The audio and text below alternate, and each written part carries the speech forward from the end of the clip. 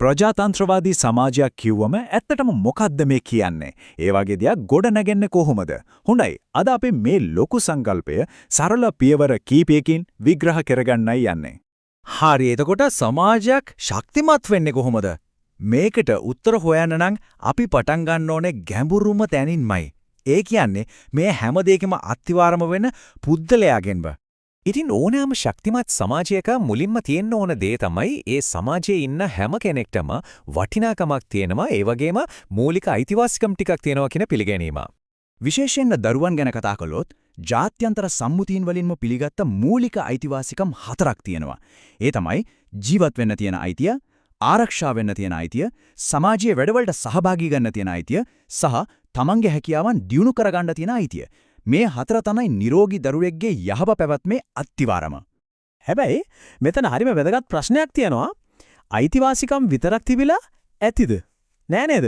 ඔන්න ඔතනදී තමයි යුතුයකම් කියන කාරණය ඇතුළට එන්නේ. අපි බලමු මේ අයිතිවාසිකම් යුතුයකම් එකිනෙකට සම්බන්ධ වෙන්නේ කොහොමද කියලා. හිතන්නකෝ. කාසියක් වගේ. එක පැත්තක අයිතිවාසිකම් තියෙනවා නම් අනිවාර්යයෙන්ම අනිත් පැත්තේ යුතුයකම් තියෙන්නම ඕනේ. මේ දෙක වෙන් කරන්න බෑ. බලන්න මේ උදාහරණ දිහා. අධ්‍යාපනය ලබන අයිතියක් තියෙනව නේද?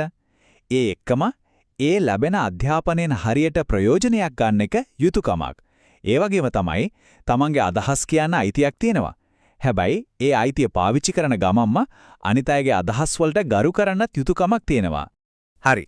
දැන් අපි මේ අයිතිවාසිකම් සහ යුතුයකම් කියන අදහස අපේ ජීවිතයේ මුල්ම සමාජ කණ්ඩායම් දෙක වෙන පවුල සහ පාසල ඇතුලේ ක්‍රියාත්මක වෙන්නේ කොහොමද කියලා බලමු. ගොඩක් අය හිතන්නේ ප්‍රජාතන්ත්‍රවාදය කියන්නේ පාර්ලිමේන්තුවට දේශපාලනයේද විතරක් අදාළ දෙයක් කියලා. ඒත් අතරම එහෙම නෑ. ඒක අපි හැමදාම ගැවසින තැන්වල අපේ ජීවිත ඇතුලේ ප්‍රායෝගිකව ක්‍රියාත්මක වෙන්න ඕන දෙයක්. හොඳම උදාහරණයක් තමයි පාසල. හිතන්නකෝ ශිෂ්‍ය නායකයෙක් තෝරනකොට පන්තියේ නීති ටිකක් හදා ගන්නකොට හැමෝගෙම අදහස් අහලා එකතු වෙලා තීරණ ගන්නවා නම් අන්න එතන තමයි ප්‍රජාතන්ත්‍රවාදය කියන දෙයට ඇත්තම පණක් ලැබෙන්නේ. ඉතින් මේක හරියට යන්ත්‍රයක් වගේ. සමානාත්මකතාව සහයෝගයෙන් වැඩ කරන එක, අනිත් අයට ගරු කරන එක මේව තමයි ඒ යන්ත්‍රයේ ගියර. මේ ගියර ඔක්කොම එකට එකතු වෙලා සුමුටව වැඩ කරනකොට තමයි මුළු පද්ධතියම, ඒ කියන්නේ සමාජයම හොඳින් ඉස්සරහට යන්නේ. හැබැයි ඉතින් මේ ගියර් ටික නිකම්ම වැඩ කරන්නේ නෑ නේද? මලකඩ කනෝ.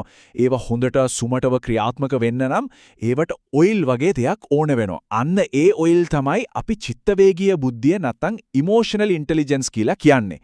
සරලවම කිව්වොත් තමන්ගේ හැඟීම් වගේම අනිත් අයගේ හැඟීම් තේරුම් අරගෙන ඒ අනුව සංවේදීව කටයුතු කරන්න තියෙන හැකියාව.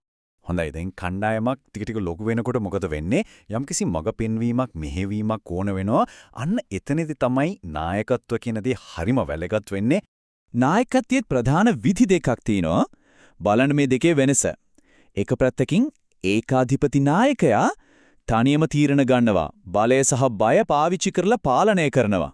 අනෙක් පැත්තෙන් ප්‍රජාතන්ත්‍රවාදී නායකයා කණ්ඩායමේ අදහස් වලට ඇහුම්කන් දෙනවා, විශ්වාසය ගොඩනගනවා, හැමෝම එකතු කරගෙන වැඩ කරනවා. දැන් බලන්න මේ ක්‍රම දෙකෙන් ඇත්තටම සමාජයක් ශක්තිමත් කරලා ඉදිරියට ගෙනියන්න පුළුවන් මොන ක්‍රමයකටද? ප්‍රජාතන්ත්‍රවාදී නායකත්වය කියන්නේ නිකම් විලාසිතාවක් නෙමෙයි. ඒක ගුණාංග ගුණක්. ආත්ම විශ්වාසය, සාධාරණකම, හොඳ sannivedana හැකියාවක්. මේ වගේ දේවල් හරහා ඒ නායකයා ඇත්තටම කරන්නේ තමන්ගේ බලය පෙන්වන එක නෙවෙයි. මුළු කණ්ඩායමම සබිබල ගන්වලා ඒ හැමෝගෙම උපරිම දක්ෂතා සහ දායකත්වයේ එළියද ගන්න එකයි. හරි.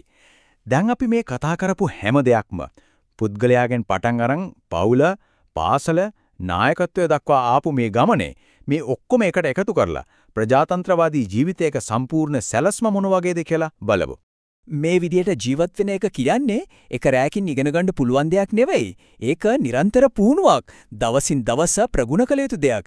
මේ බලන්න පොදු දේපල ආරක්ෂා කරන එකේ ඉඳලා නීතියට ගරු කරන එක, අනිත්‍යයේ අදහස් වලට ඉඩ දෙන එක දක්වා මේක පුලුල් පරාසයක විහිදුණු දෛනික ක්‍රියාවලියක්. ඇත්තටම ප්‍රජාතන්ත්‍රවාදී ජීවිතයක් කියන්නේ හරියට තරාදියක් වගේ. එක පැත්තකින් තමන්ගේ අයිතිවාසිකම් තියෙනවා, ඒකම අනිත් පැත්තෙන් තමන්ගේ යුතුයකම් සහ වගකීම් ඉටු කරන්නත් ඕන. තනියම වැඩ කරනවා වෙනුවට හැමෝම එක්ක සහයෝගයෙන් වැඩ කරනවා. ඔන්න ඔය හැමදේම එකට එකතු වුණාම තමයි ශක්තිමත් සාධාරණ සමාජයක් කියන දේ හැදෙන්නේ. ඉතින් මේකෙන් අපිට තේරුම් ගන්න තියෙන වැදගත්ම දේ තමයි මේවා නිකම් පොතේ තියෙන වචන විතරක් නෙමෙයි කියන එක. මේව තමයි දවස ගානේ අපි කරන කියන දේවල් හරහා වඩා හොඳ සාධාරණ සමාජයක් හදන ක්‍රියාමාර්ගයක්. අවසාන වශයෙන් මේ දේ මතක තියාගන්න. සමාජය කියන්නේ කොහෙවත් වෙන දෙයක් නෙවෙයි. ඒක හැදෙන්නේ අපි හැමෝමෙන්මයි. එහෙමනම් මේ අපි කතා කරපු වටිනා අදහස් මේ ප්‍රජාතන්ත්‍රවාදී ගුණාංග තමන්ගේ ජීවිතේ තමන්ගේ ගෙදර තමන්ගේ වැඩ කරන තැන ශක්තිමත් කරන්න හෙට ඉඳලා පටන් ගන්න පුහුයි එකම එක පුංචි දෙයක් මොකන්ද කියලා හිතන්න